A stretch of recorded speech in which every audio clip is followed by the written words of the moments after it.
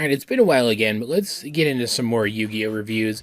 I've really enjoyed my review series of the Yu-Gi-Oh! Manga up to this point, and I'd really like to continue it, and hopefully get back to it more often, right? And we're still at a relatively good point to start picking it up again, and a relatively good point for people who haven't watched it yet to also pick it up, because we're just starting on the Duelist Kingdom arc, the first arc of the manga that focused on the card game over everything else. It wasn't until volume 8 of the manga that became the case. In fact, that volume and onward, here in the United States at least, is retitled Yu-Gi-Oh! Duelist, rather than just Yu-Gi-Oh! I've already covered the first few opening chapters of the Yu-Gi-Oh! Duelist series in the review immediately previous to this one, so if you don't care about the stuff that took place before all that, you can just go back and watch that one. This video will still be here when you get back. But just to recap a little bit, those first few introductory chapters ended with Yugi's grandfather's soul being trapped magically in a camcorder cassette tape by the arch villain Maximilian Pegasus, or Pegasus J. Crawford in the manga, prompting Yugi to head to the Duelist Kingdom Island to participate in a tournament being held by Pegasus, as he is the creator of duel monsters and has some scheme involving it that also involves Yugi. Yugi also takes his friends with him to the island, one of them in particular, Jinochi, actually piggybacking off of Yugi's entry qualifications to get in on the tournament as well, in the hopes of winning the prize money for an operation for his sister. And while on the ship to the island, while interacting with some of the other duelists, Yugi loses his instant win card, Exodia, when a character named Haga throws its parts off of the ship into the water. He recovers a couple, well, Jinochi recovers a couple of them for him, but he doesn't have that in his deck anymore. And yes, that seems like a lot, considering that those few introductory chapters also had to reintroduce the game of Duel Monsters to the audience, and also retcon a few things about it that I guess Takahashi didn't think worked as a long-form plot device. But it's a testament to his storytelling style that they're still very well-paced and fun to read, despite all of that. That said, these 4 chapters pick up immediately where those chapters ended off. Our heroes arrive at the island. Jinochi has the sniffles from diving into cold ocean water, something which will definitely not cause a plot hole in our next review. And Yugi is pissed. He wants to take Haga out of this tournament immediately as revenge for destroying Exodia, because even though Haga didn't know it, Exodia was Yugi's best chance of winning this whole thing and getting his grandfather's soul returned to his body, something that will save his life, as his body will eventually die. And I mentioned in the previous review that Haga, the character, is called Weevil Underwood in the dub, by the way. He could be read as a sure of himself and competitive strategist who only destroyed Exodia because he couldn't come up with another strategy aside from that to beat it. A character who isn't necessarily some kind of cackling villain, he's just a villain because of the circumstances. Because he did this horrible thing without realizing how horrible it was. Like, yeah, destroying somebody's super rare trading cards is unforgivable. Anyone who does so deserves death. But at the same time, it's not like he knew he was possibly dooming someone's life. And I mentioned I really would have liked to have seen him continue to be portrayed that way, because in that previous chapter, you could read all of his more, I don't know, villainy behaviors as just him being painted in a sinister light by the fact that Yugi, the person he just victimized, is the protagonist. Here, though, in this 4-chapter arc where Yugi actually faces him in the tournament, that stops being true pretty quick. He turns into a cackling mad villain very, very early on. And I have some nostalgia for this duel, but I really don't like how he's portrayed here. Because he's supposed to be a guy who is known for his strategizing. His whole thing is that in an era of the game where the most effective strategy really is just a beatdown strategy where you try to do as much damage as possible as fast as possible, he's able to outthink anyone who goes that route. If he was cheating like this, prior to this, I imagine people would know about it. And yet, later on when we see him again in the next tournament arc, because Yu-Gi-Oh! Is 90% tournament arcs, he's shown cheating there as well, as if that's always been his thing. And I just think he would have been a lot more interesting if strategy had been his thing instead. Because it's not as if he doesn't bring strategy to this conflict with Yugi here. After a speech from Pegasus explaining what the star chips are and how they work, and that you will need 10 of them to enter his castle in the center of the island and participate in the finals, something that we hadn't heard about yet as far as I can remember. And then after the 1 hour wait period before the tournament actually starts passes, Yugi is led by Haga into the forest. And at first it just seems like that's because that's the location of the battle box that Haga was able to find first, because there are holographic battle boxes like the one that Kaiba used at his Death Tea amusement park, scattered all over this island, allowing people to play holographic duels here as well as regular ones. But soon it's shown that Haga actually led Yugi here because, being surrounded by forest, this battle box has a built-in forest field spell, giving every card that thrives in the forest that he plays on it a 20% boost to its offensive and defensive power. He uses this to catch Yugi off guard, proving immediately that, in part because he had early access to the new rules for this tournament, something that we also learned in the last chapter, but partially just because he's a really smart guy, he was strategizing even before the duel began. He plans to take on challenges here, for as long as he can anyway, and use this field power bonus thing to his advantage. And that's not the end of his strategizing in this duel either. Like, I'm not going to sugarcoat it for anybody.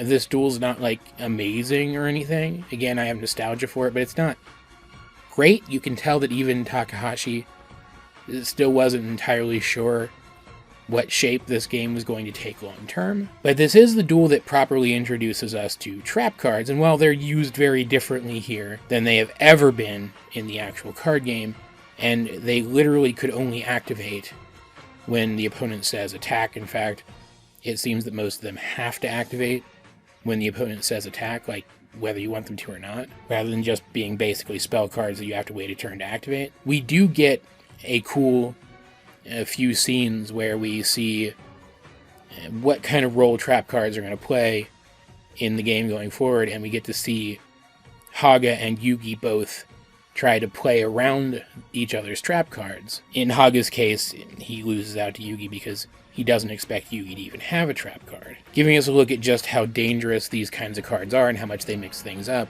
but also showing us that Yugi is able to outthink even this guy who's known for outthinking people. And this exchange also gives us our first instance of Kuribo being used to take a hit for somebody else, which is pretty cool. It's a pretty cool first. But the most memorable exchanges in this entire duel are between Yugi's monsters and Haga's Cocoon of Evolution, and later his Great Moth, which it's about when the Cocoon comes out that Mai shows up, and unfortunately the ultra strategic Haga, his whole playstyle devolves into me have big monster. She mentions that no one's ever beaten the Cocoon of Evolution combo, which is ridiculous, because Yugi would have defeated it if not for the field power bonus. He would have defeated it immediately. And the way Yugi does defeat it is just dumb. Like, the way he defeats the Great Moth itself eventually is really clever and is a great example of how the more realistic early rules for duel monsters in the manga and the anime had a lot of potential for interesting storytelling. But the way he initially defeats the Cocoon, the wall that is the Cocoon, is utterly stupid. And the reason it's stupid stems back to something from earlier in the duel. Yugi realizes immediately why he's having trouble against Haga's monsters, once he starts to have trouble against them, even though Haga specifically hid the fact that his monsters were getting powered up at first. Like, he didn't literally hide it, he just neglected to mention and so that he could catch Yugi off guard. But Yugi isn't surprised because he was able to work out, and literally this is his line of reasoning, that Haga only led him to this specific location because the location must have some impact on how he planned to play, and he coupled that with the fact that he knew Haga knew some rules that Yugi himself didn't, and worked out that the location must be important for powering up Haga's creatures. He does not, in fact, draw a comparison between this mechanic and an existing kind of card. All of this implies that field spell cards did not exist up until this point, that they are a new addition to the game that comes later, based on the various different environments found on the Duelist Kingdom, and then just other field spell cards were made in the same vein later on as the game continued. And yet, Yugi defeats the Cocoon of Evolution initially by playing the card Burning Land on his Curse of Dragon, a card which says, destroy all field spell cards on the field. Like, maybe this isn't what it said in the original Japanese, maybe it didn't even say anything in its text box in the original Japanese, because sometimes that's a thing in the manga if they can't decide what effect the card should have. But in the translated English version of the manga, that's definitely what it says, and it's more or less what the card does in the actual card game as well. So I ask, if the implication is that field spells didn't exist up to this point, 1, why does that card exist? And 2, why does Yugi have it in his deck? What point is there of running that card if it affects a kind of card that doesn't exist yet? Like I mentioned earlier that the obvious reason for writing Exodia out of Yugi's deck was so that Takahashi wouldn't just end up falling back on using Exodia to get Yugi out of every tight situation. But if he's just going to make up cards that don't make sense within his own continuity for Yugi to pull out of his butt instead, what is the difference, honestly? Like, there's still some cool stuff that happens in this duel, even after this. Like this feels almost like a climactic play, but it's not. There's still more that happens after this. It's very cool, actually. Like, destroying the cocoon, for example, doesn't actually kill the thing that was inside it. It just hatches early, becoming the not quite as powerful as it would have been Great Moth instead of the perfectly ultimate Great Moth, a flying monster with 2,600 attack points, giving us sort of a prototype version of the level monsters that we would see much, much later in the timeline of the story. And this is the first duel, I believe anyway. Yeah, it would have had to have been, right? Where we see fusion happen when Yugi fuses Gaia the Fierce Knight and Curse of Dragon together into a monster that he believes can challenge the Great Moth in the air, only for it to be revealed that Great Moth has an ability to drain the attack points away from its opponents over time using corrosive scales, an ability that it does not possess in the card game, but one which inspired things like the Ultimate Insect level series of monsters, and which became a trap card in its own right fairly recently. And Yugi using a spell card which washes the corrosive scales away, in combination with an electric attack to do extra damage to the Great Moth and destroy it, is a really cool example of how the realism in these early duels can be used for dramatic effect. I like it a lot, but there's a lot of dumb that happens in this duel, and that thing with the Burning Land combo is just kind of the icing on the cake for me.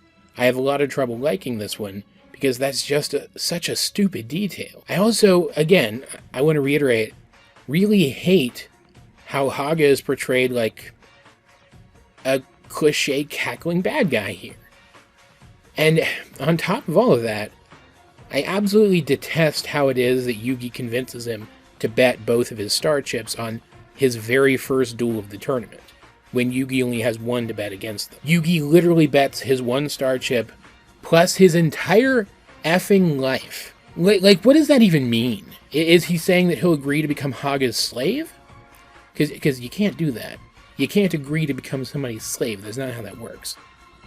Or is he agreeing to let Haga murder him? Because that's also not something that somebody can do. You can't agree to let someone murder you. It's utterly stupid. It makes no sense. It's not clear what he means. Maybe it is more in the Japanese, but it's certainly not in the translated version. I absolutely hate it, and I'm super glad that for the anime, they changed it to him betting a star chip plus his deck. because this is the same deck that Yugi used to beat Kaiba in a very public duel. Haga would know what kinds of rare cards are in there. Overall, this duel is fine. There's some good back and forth here. We get a feel for both characters' playstyles, and it is cool that it's shown that Yugi is the same kind of player as Haga, at least for the most part, because again, Haga does devolve into I have a big monster by the end. For the most part, he's very tactical, and we see that Yugi is too, which is a nice detail to include here. And this duel also establishes the formula for how this arc is going to go, at least for the time being.